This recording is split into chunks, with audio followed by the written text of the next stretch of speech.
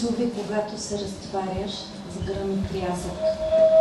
Танцувай, когато своята превръзка си разкъсал. Танцувай насред апогея на борбата. Танцувай така, че кръвта ти да се превърне в танц. Танцувай и когато си истински свободен.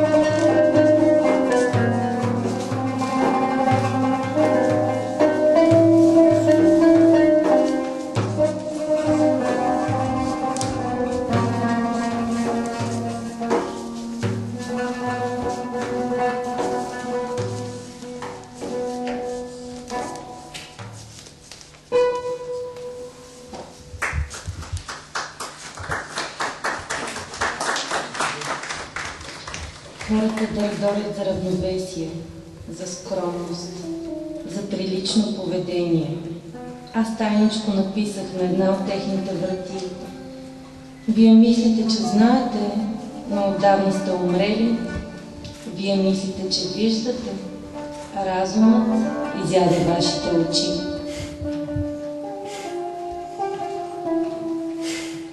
Никой не знае кой съм. Никой не може да ме открие. Никой не може да ми навреди. Никой не може да ме затрие. О, любими, ти си ме издигнал неопетнен от мен. Стрелите на съдбата се сипят върху вехта кукла от парцали.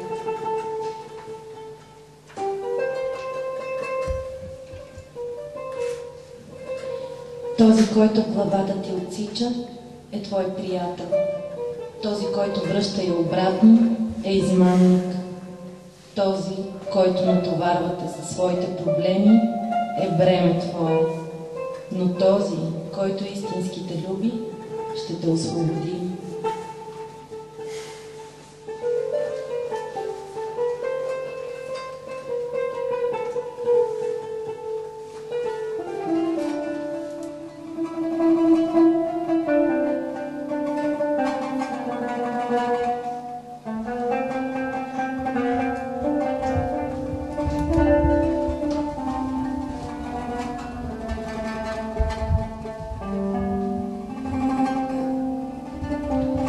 Любовта е най-добра, когато примесена е с мъка.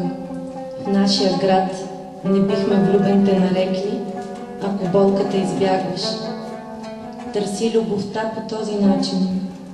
Приеми я на твоята земя и виж как духът ти полита в екстаз.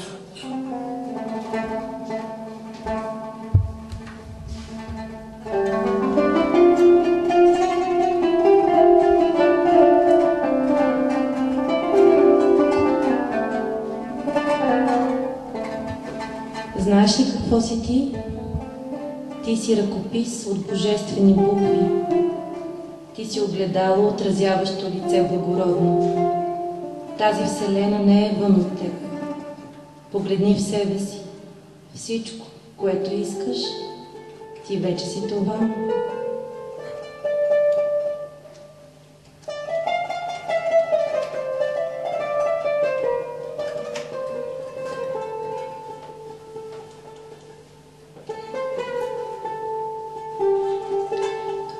Сърцето ми е толкова малко, почти невидимо. Как можа да побереш толкова тъга в него? Виж, той отговори. Очите ти са дори по-малки, а виждат целия свят.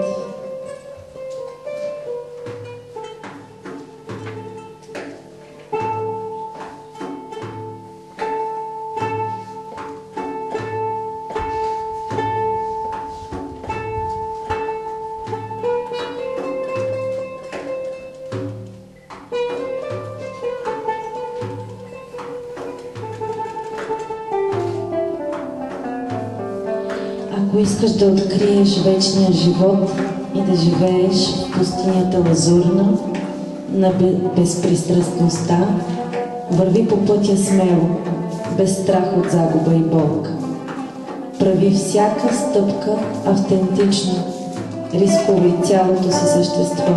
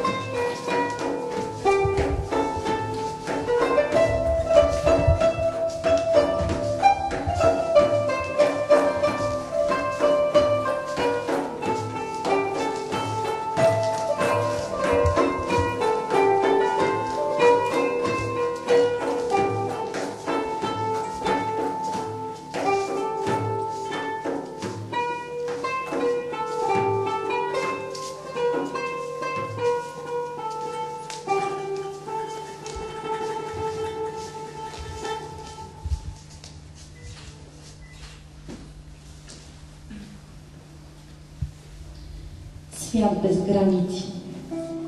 С всеки дъх звукът на любовта обгражда ни и ние сме на път към дълбините на пространството, без да се разсейваме. Били сме в орбита и преди, и ангелите ние познаваме. Отново нека да отидем там, учителю, понеже това е нашата земя. И все пак ние сме отвъд всичко това и повече от ангели сме. Навън, отвъд дуалността, ние имаме свой дом и той величие е. Тази материя чиста, различна от тази прашна земя. А що за място е това? Никога ние не слязохме долу. Скоро ще се върнем. Ново щастие ни навестява, докато работим, предлагайки живота си. Мохамед, бижуто на света, избран водачен на кервана ни. Сладостта, що във вятъра долавяме, е от уханието на косите му и блясъкът на мисълта ни е от светлината на неговия ден. Лицето му веднъж накара луната да се раздели на две. Тя не можа да понесе лика му, но пак щастлива бе. Тя, която го прие смирено. Погледни в сърцето си и виж разделящата се луна във всеки дъх. След като това видение си имал, как може все още да сънуваш? Когато вълната на "не съм ли" удари, тя разбива кораба на тялото. Когато корабът отново се сломи, тогава на съюза ще е времето. Човекът, като морска птица, е произлязъл от океана на душата. Земята не е последно място за почивка за птицата, родена от морето. Не, ние перли сме в този океан. Всичките живеем в него. И ако не бе така, защо биха пристигнали вълна след вълна? Това е времето на съюза, времето на вечна красота. Това е времето на щастие и нежност. То, океанът е на чистотата. Дойде вълната на даряването. Ревът на морето е тук. Утрото на щастието зазори. Не, това е Божията светлина. Чие лице нарисувано е тук? Кой е този шейх или пък принц? Кой е този древен интелект? Всичко това са само маски и единствения лек е на душата кипящия екстаз. Има извор на бодрост в главата и очите. Не в телесната глава, но в друга една, духовна. Много от тези чисти глави бяха разпилени в пръста. Различава едната от другата. Нашата истинска глава е скрита, докато другата се вижда. Отвъд този свят има друг, който няма граници. Остави водната си кожа, братко, и от нашето буре вино си налей. На възприятието глинената стомна има толкова тънко гърло. Слънцето показа се от посока на Табриз и аз казах: тази светлина е свързана с всички неща и все пак отделена е от всичко.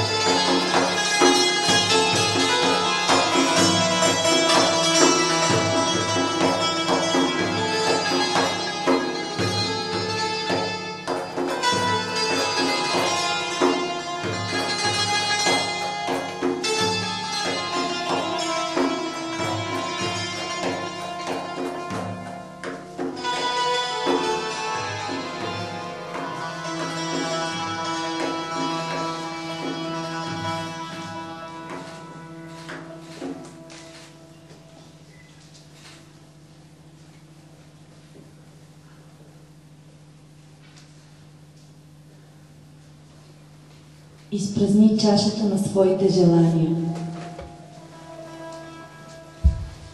Към приятели присъедини се и познай радостта на душата.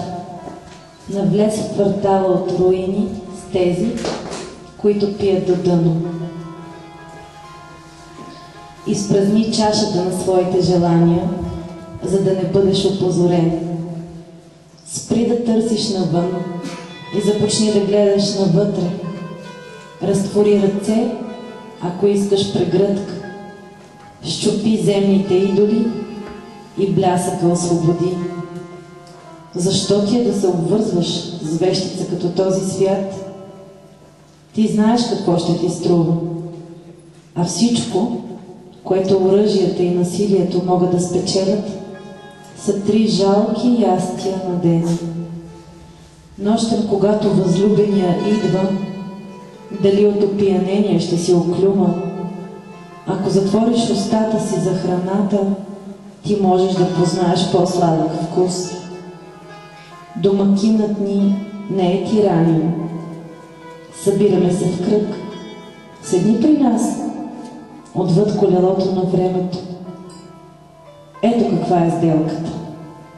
Дай 1 живот и получи 1000. Спри да ръмжиш като куче и познай грижата на пастира. Продължаваш ли да се оплакваш от другите и да жариш за всичко, което те ти дължат? Забрави за тях. Просто бъди в неговото присъствие. Защо си заспала в затвор, когато земята е толкова необятна? Не мисли за друго, освен за източника на мисълта. Храни душата, нека тялото гладува. Избягвай заплетените идеи, развържи се в по-висш свят. Ограничи своя говор заради вечния съюз. Остави живота и света и намери живота на света.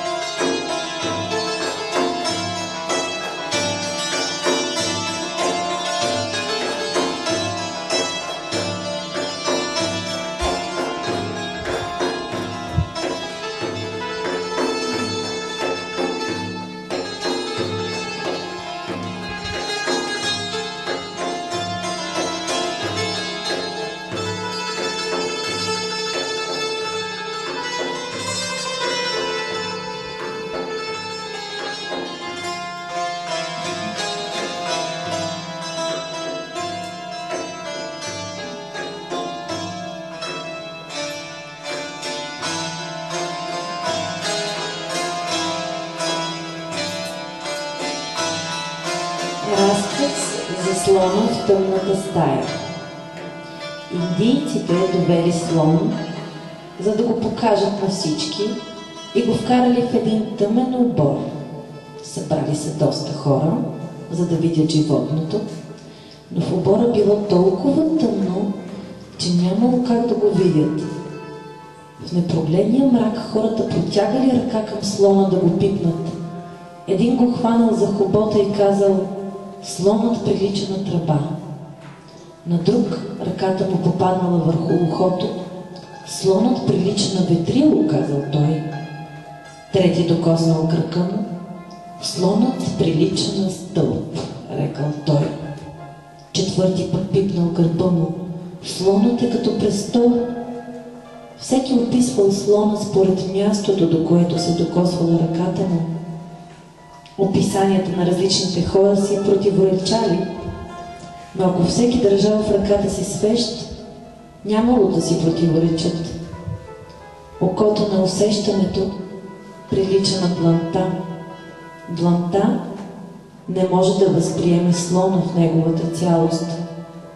Окото, което вижда морето, е различно от окото, което вижда пяната. Остави пяната и погледни морето. Пяната ден и нощ се образува от морето. Морето я задвижва. Не е ли странно, че ти виждаш пяната, а не се сещаш за морето? Ние приличаме на кораби. Люлеем се сред едно безкрайно светло море, но очите ни не виждат. Непрекъснато се блъскаме един в друг. Човече, качил се в кораба на тялото и потънал в сън. Ти виждаш морето, но погледни истинското море, защото морето е част от едно друго море, което непрекъснато го движи. И духът е част от един друг дух, който го преобръща на която си иска страна.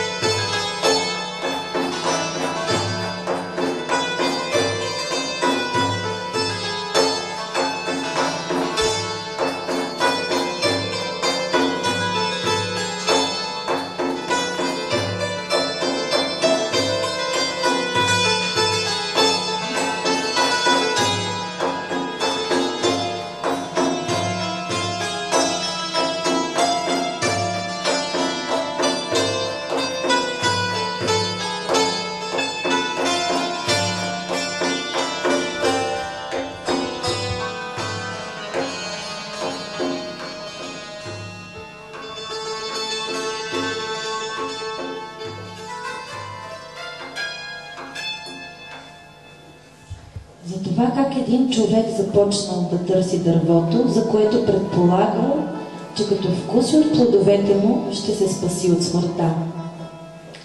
Веднъж един учен човек казал, че в Индия има едно дърво и който вкуси от плодовете му, нито остарява, нито умира.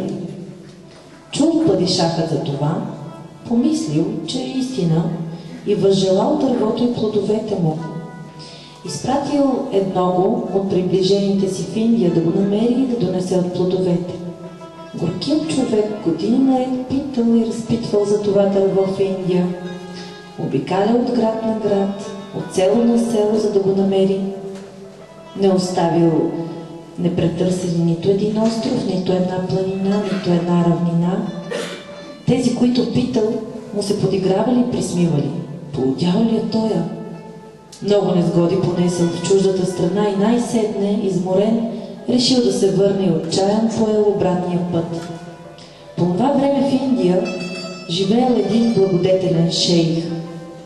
В отчаянието си пратеникът решил все пак, преди да напусне страната, да отиде и при него и оттам вече да потегли към родината си. Не намерих това, което търсех, нямам вече надежда, поне да получа благословията му за изпът. Със сълзи на очи се явил той пред шейха. Горко ми, смили се над мен. В отчаянието си те моля за снизхождение.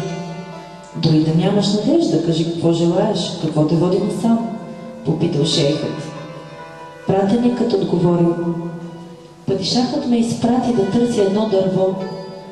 Това дърво го нямало никъде другаде по земята. Плодовете му били като животворна вода. От години го търся, но не можах да го намеря и станах за смях на всички. Хората ме взеха на подбив. Шейхът се усмихнал и рекал: наивни човече, това дърво е знанието. Много високо е то и навсякъде е разпростряло клоните си. Не дърво, то е животворна вода, разлява се навред като море. Но ти си изпаднал в плен на думата и си сбъркал пътя.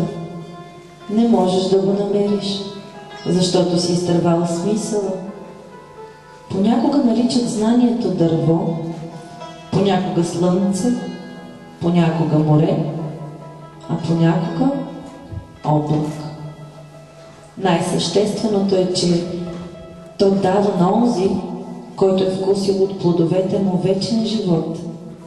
Всеки, който като теб се хваща за думата, изпада в отчаяние.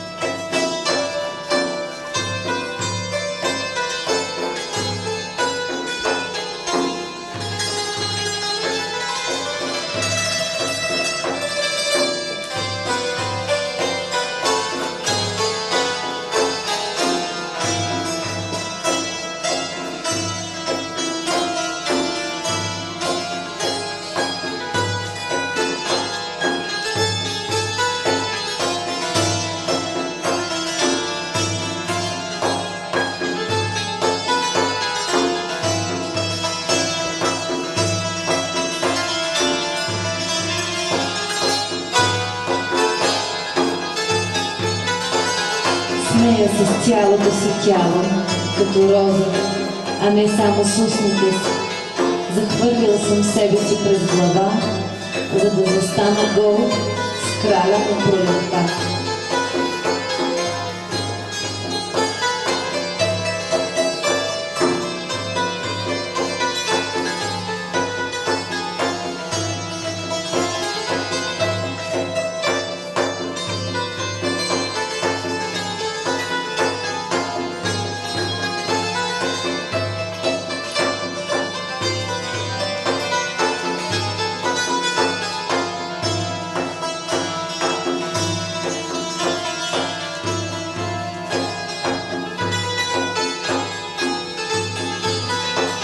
Страни огледало, о свещ на света, светлината ти не осветляваше ли нашия кръг? Къде беше миналата нощ? Бъди честен! Къде скри това ярко светещо лице? Моля те, погледни към мен, не виждаш ли сърцето ми, жадуващо за теб? Може би открил си друго съкровище, за което да се грижиш, друго огледало, пред което да разгърнеш своята красота. През изминалата нощ те търсих до зори, плачех и рыдаех, търсих те навсякъде. Днес сърцето ми не е при мен, сигурно е в джамията и молитви изговаря за твоето сигурно завръщане. О, любов, ти си сянка на брилянтна светлина, а този свят е твоята сянка. Аз съм твоя сянка. А виждал ли е някой светлина от сянката си отделен? Понякога сянката се движи заедно с светлината, а понякога изчезва в нея.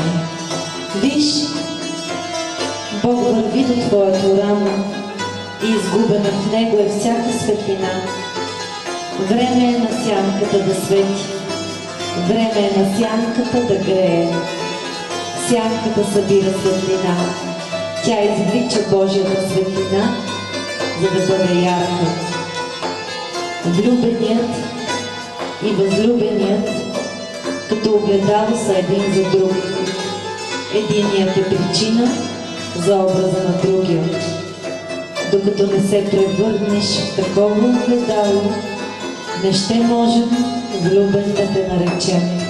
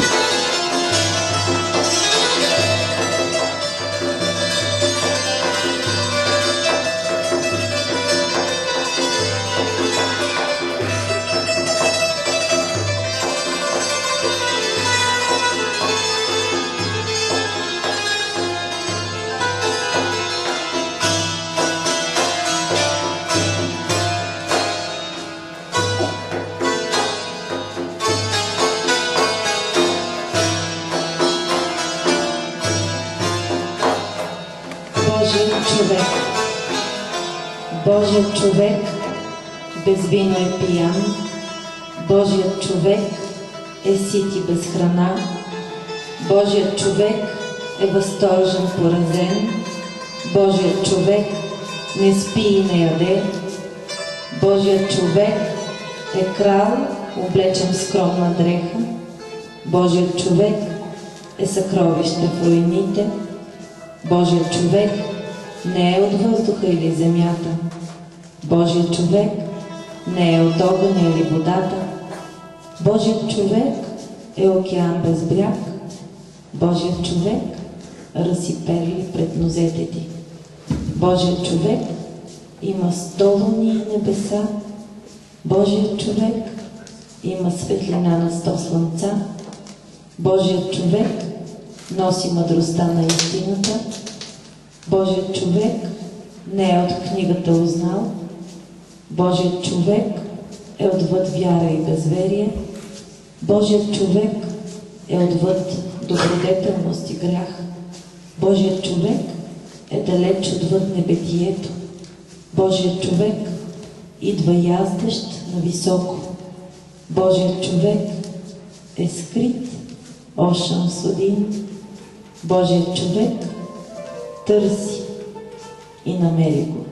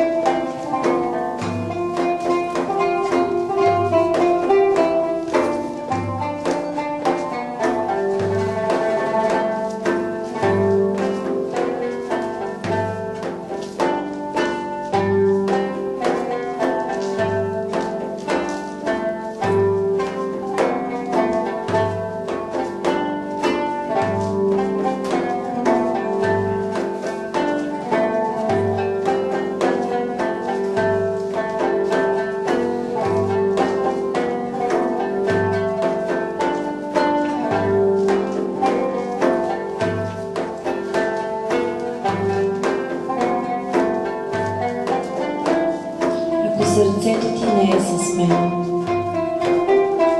Ако сърцето ти не е с мен, да седим заедно не е достатъчно. Ако устата ти е затворена, а сърцето ти гори, и в потока да се потопиш не е достатъчно. Ако в тялото няма душа, на лицето му липсва искра, ако на масата няма храна, сребърните прибори не ще са достатъчни. Ако изпълниш земята до небесата с мускус и кехлибар, ала нямаш духовен водач, целият този парфюм не е достатъчен. Ако от огъня избягаш, ще бъдеш кисел и суров като тесто. Да избереш тогава хиляди влюбени, възлюбени, не ще е достатъчно.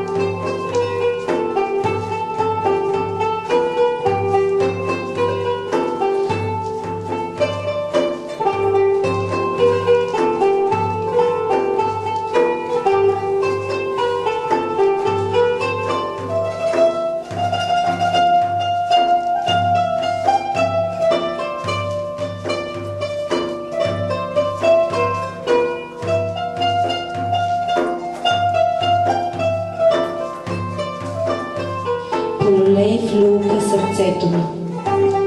Снощи лежах върху покрива и мислех за теб. Видях специална звезда и призовах я да ти предаде послание. Преклоних се пред тази звезда и я помолих поклона ми да отнесе на това слънце от Табриз, така че с неговата светлина той да претвори черните ми камъни в злато. Отворих гърдите си и показах своите рани. Казах и да ми донесе новини от моя жаден за кръв любим. Чаках и ходех напред-назад, докато детето на сърцето ми се успокои. Детето спеше като в люлка. О, възлюбени, дай мляко на детето в сърцето и не спирай ми в нашето въртене. Ти грижил си се за стотици, не спирай с мен сега. Градът на единството е мястото за сърцето.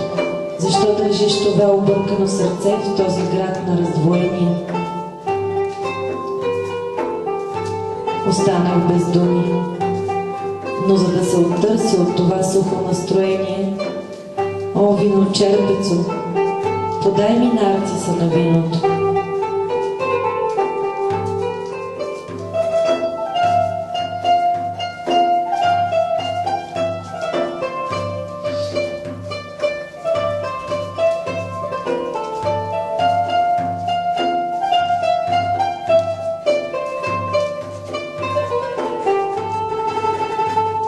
Разбалените на сърцето. Аз съм скулптор, ваещ форми. Във всеки миг оформям по идол, но после пред теб го стопявам. Стотици форми мога да извая и да ги изпълня с дух, но щом лицето ти погледна, в огъня аз искам да ги хвърля.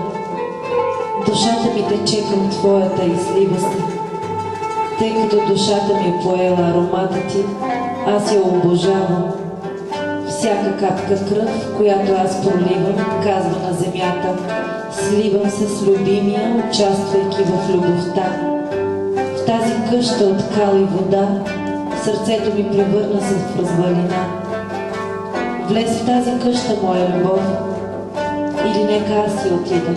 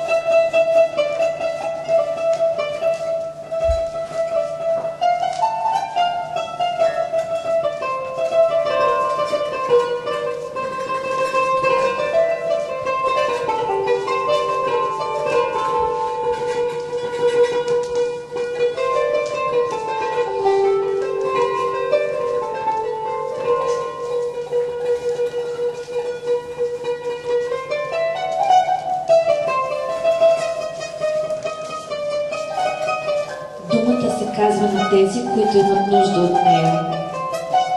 Думата се казва на човек, който има нужда от дума, за да разбере.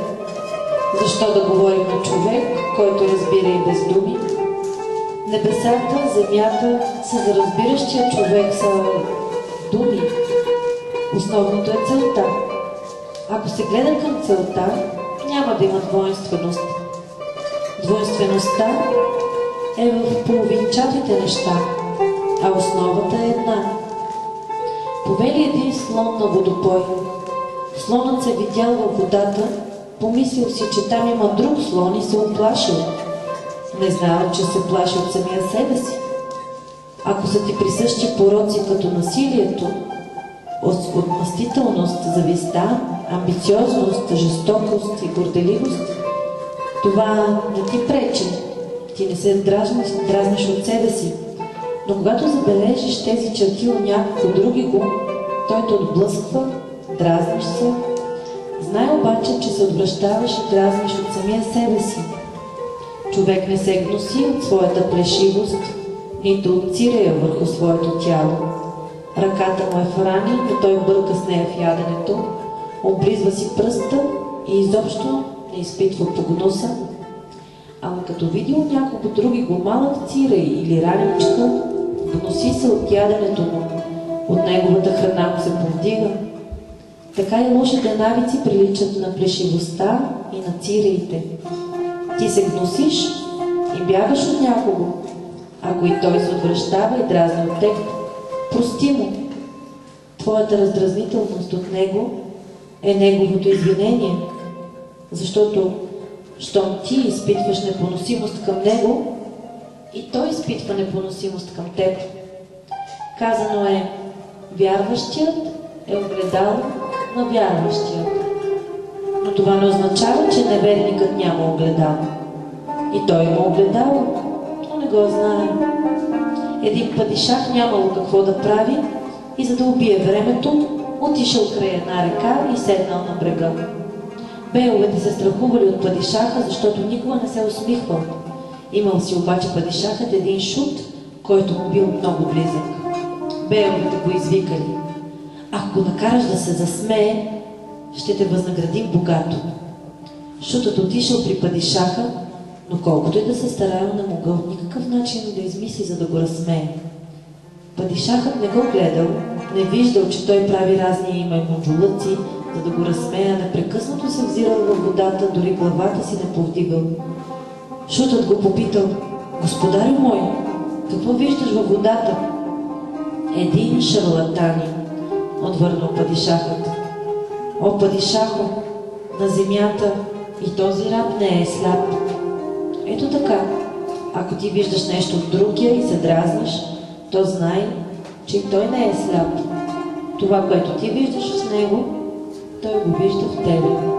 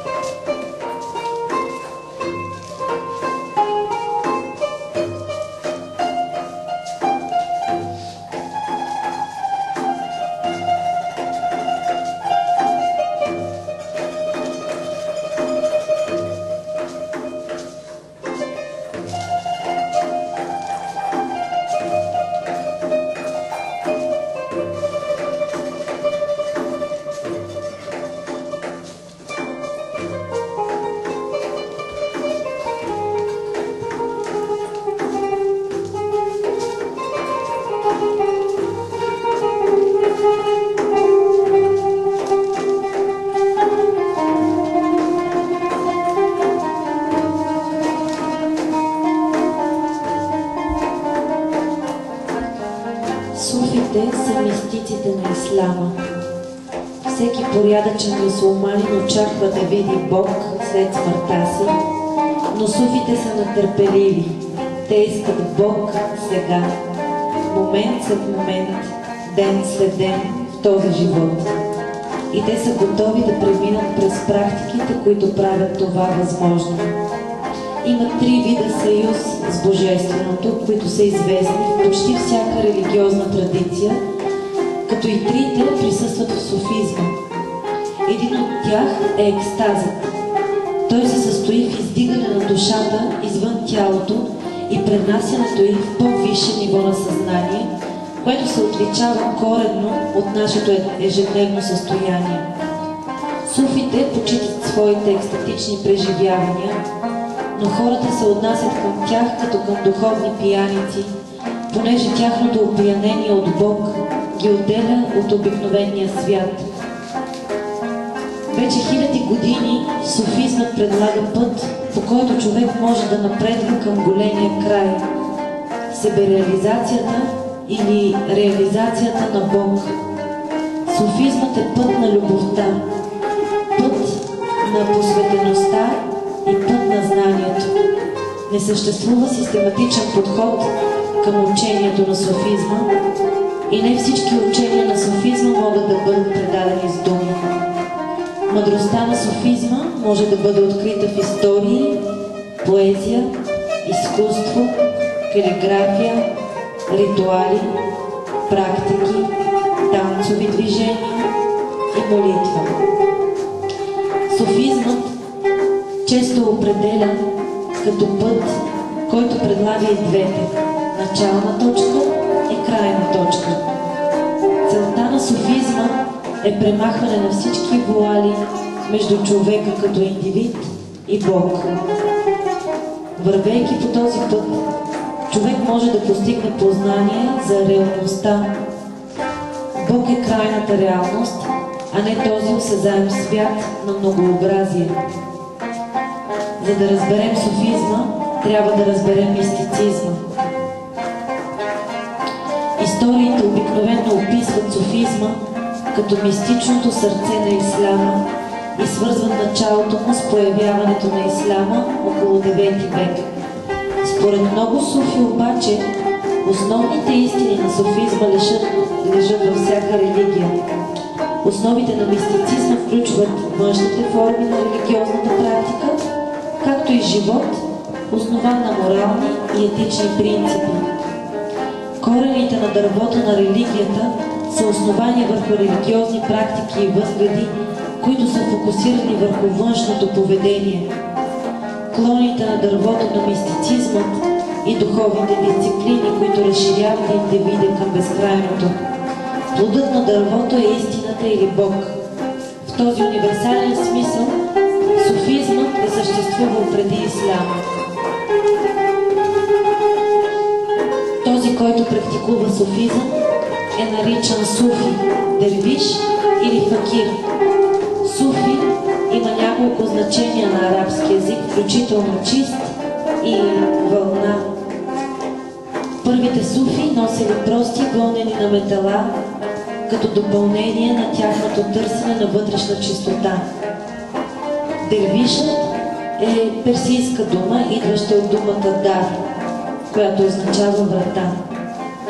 Тя се отнася към тези, които вярват и вървят от врата на врата. Много дервиши ходили от къща на къща, молейки за храна и милостиня. Тя означава също някой, който е на прага между съзнателност за този свят и съзнателност за Божественото. Факир е арабска дума за беден човек. В суфизма това не се отнася за тези, които са бедни на земни блага, а за тези, които са бедни духовни, т.е. тези, чието сърца са бедни на привързаност към нещо друго, освен към Бог. Те осъзнават, че без Бог нямат нищо. Не могат да направят нищо. Без Бог те самите са нищо. Те не разчитат на нищо друго в този свят, освен на Бог.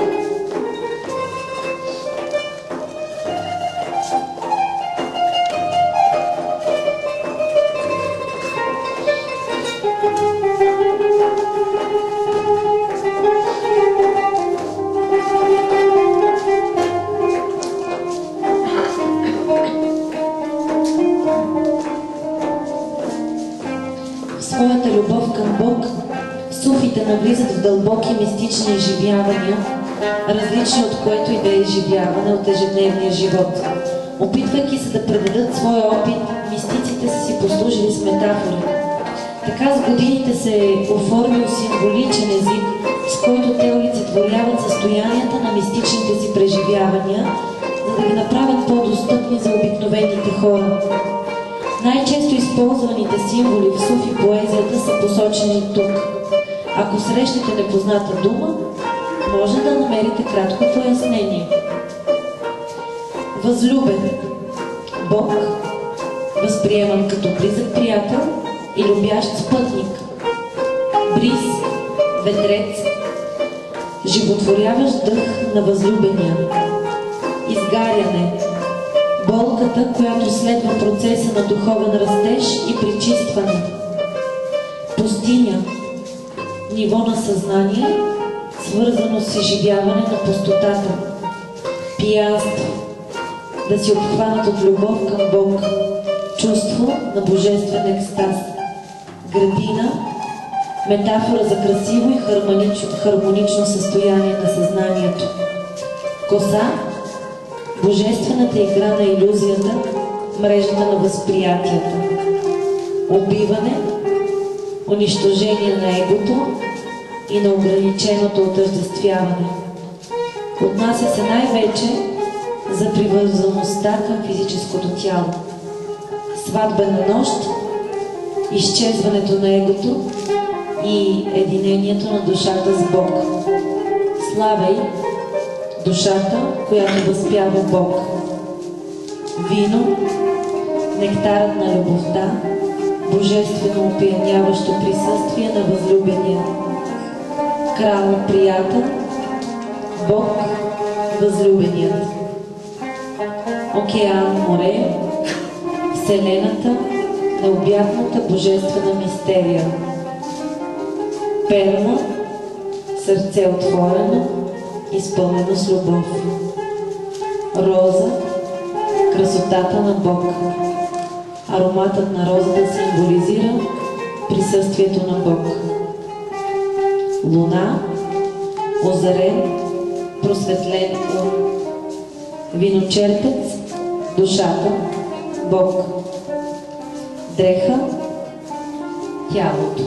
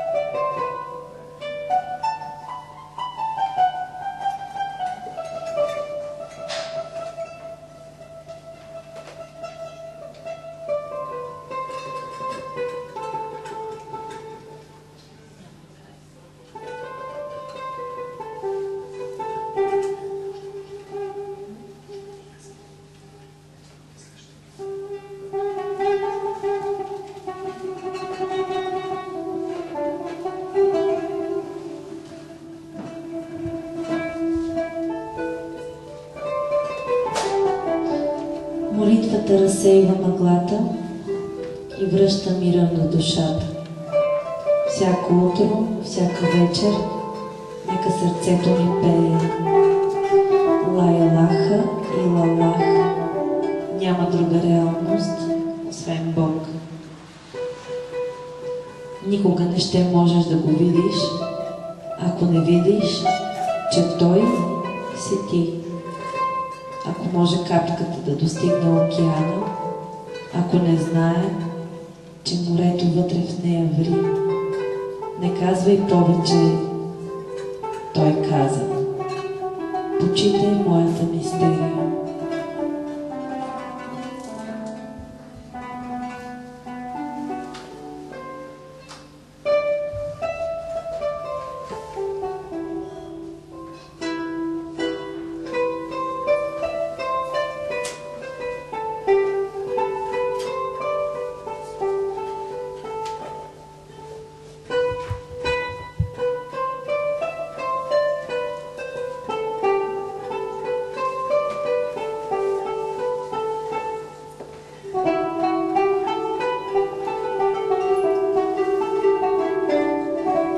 Имитирайки другите, не успях себе си да открия.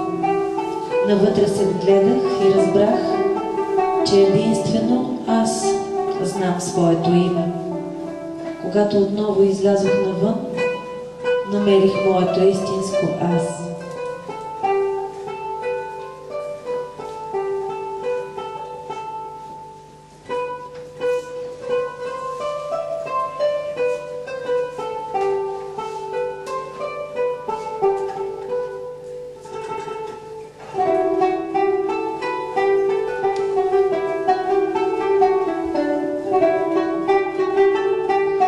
Никой никога не ме е чувал, освен самият аз.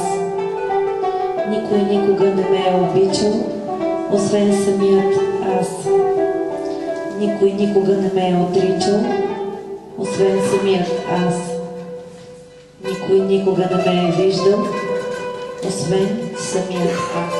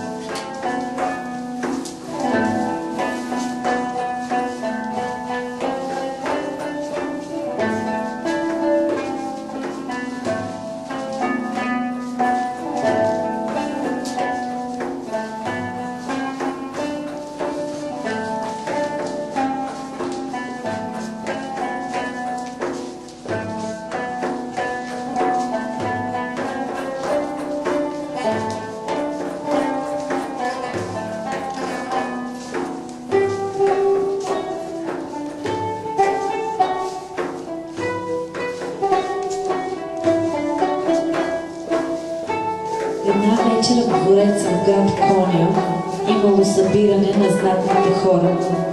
Според обичая всеки носел голяма свещ, която да гори през цялата нощ. Руми дошъл с малка свещичка. Щом Мевля набляза, всички се присмели на свещта.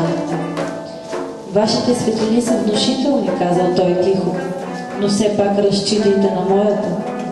Така те се засмели още повече. Руми духнал своята свещичка и всички се озовали в тъмнина. След малко в тишината те го чули да въздиша. От въздишката му се запалила не само неговата свещ, но и всички останали. Много от присъстващите тази нощ станали негови последователи.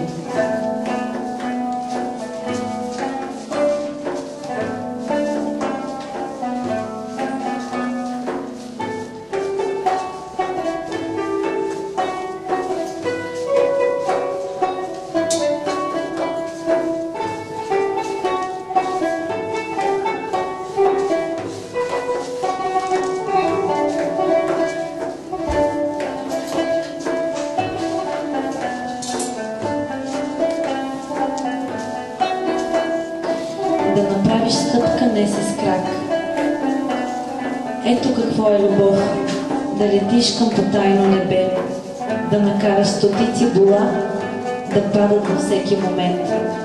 Първо живота си да изоставиш, после да направиш стъпка не с крака. Да гледаш на този свят като на невидим и да не зачиташ това, що изглежда като аза.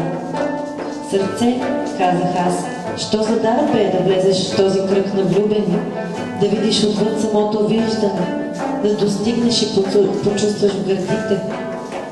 Мое сърце, къде започва това дихание? Как съществува този трепкащ живот? Птицо на душата, говори на своя език и аз ще разбера. Сърцето отговори. Аз бях в работилницата в деня, в който тази къща от вода и глина бе изпечена. Още от този момент аз вече бягах от тази къща сътворена. Когато не можех повече да се дърпам, аз бях повалена и чертите ми бяха изваяни от тази шепа земя.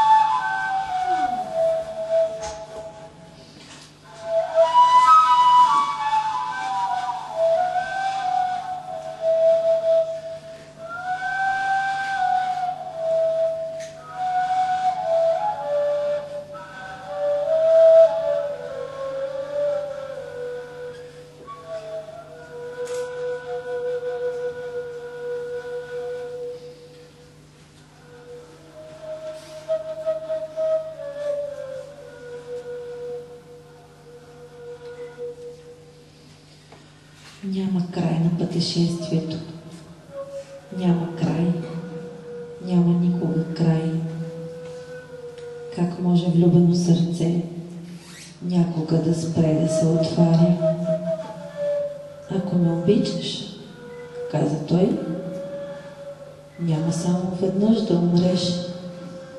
Във всеки миг ще умираш в мен, за да се раждаш отново.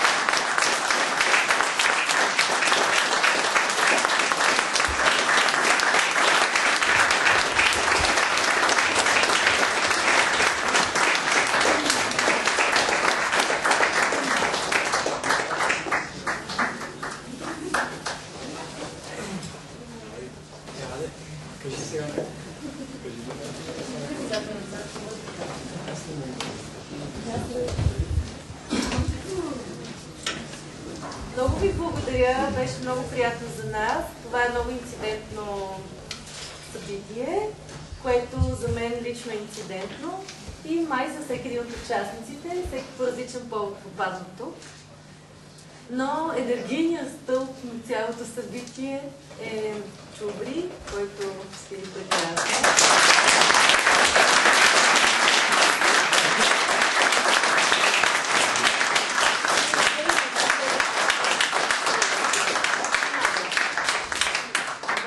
Която му помагаше през цялото време и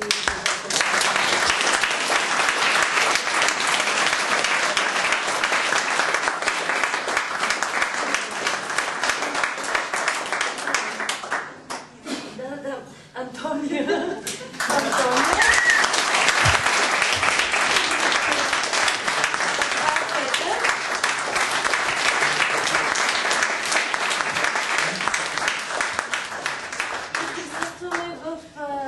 Пространство, което е организирано с картини. Авторът на картините е тук. Може да поздравите и нея, заповядай. Тя сама ще се представи.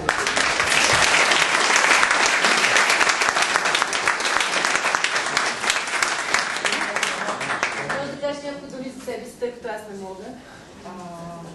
Аз се казвам Анжела Минкова, освен че съм автор на всички тези картини, те са ми излезли директно от сърцето, така изложбата е доста кървава, но искам друго да кажа по този повод. Изключително съм пише изненадана. Много ви благодаря, бяхте изумителни. Аз съм гледала 10 пъти Суфи церемония, вие бяхте невероятни наистина. Отдавна се занимавам аз лично с ислямски мистицизъм и като художник за първи път, не като художник, като обикновен човек за първи път ги видях в Истанбул.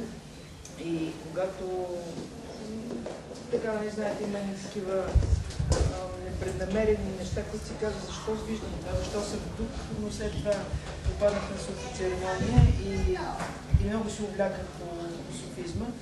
И за първи път, когато направих един дервиш, проми ми се появи без тази нещо много преференцирано и странно. Не, хората чудо мислят. Не. Просто се появи. Тя беше една толкова голяма скулптура, това не е тази, тя беше една такава по-голяма. Така че, както се казва, има нещо. Тези млади хора са чудесни. Вече им разрешавам да ми говорят на Моите някой отиде да вземе една фигурка, за да я подаря на момичето, което чете и въобще на цялата група, да предполагам, че ще бъдете, като несеш една. Ами, това е, тази изложба се казва по-добре да се довлюбваш, отколкото да се превлюбиш и съветвам всички да не се превлюбвате. Така по-спокойно. Тя е днес и последния ден и така. Ако искате нещо да кажете, вие също вие достатъчно казвате. Ако имате някакви въпроси, към те може би всичко така каза момичето, т.е. чете нещо за ислямски мистицизъм и ако ви интересува, бих могла да ако мога да. Не. Те са суфи практики. Била съм на едно в Истанбул, съм била когато на една сбирка на значи в Истанбул има около 2000 шейха, това са духовните учители, докато техните духовни учители, те се събират, хора се събират такива обикновени, имат лекции като са сбирки такива. Тази и там се въртат се. Аз присъствах на една такава частна, в смисъл не частна, ми затворена, заведена, която нещо пише за танца в исляма, женски танц в исляма. И на тази сбирка за първи път видях как се върти едно момиче на 12 години. От другата страна бяха мъжете, там се въртяха млади момчета, така за първи път. След това имах една обща молитва. Тя е зихър, нещо като зихър, но далеч не е от тези силни такива, които всички сигурно сте гледали, или част от вас. Но усещането беше много силна енергия. Въобще тези хора, които се занимават с това, са много, не бих казал особени, но много клише, пак духовни хора. Те са обикновени, работят си там. И така, нещо друго, ако мога да... Това е моят опит с това, че съм гледала 10 пъти суфи церемонии. Искам само да кажа, да помня, че зикер означава припомняне и семахът, този танц на въртене е също форма на зикер. Всяка мисъл, всяка проява, която ние имаме да се спомним, че този свят е създаден, има един творец, така вярват суфите, това е зикер.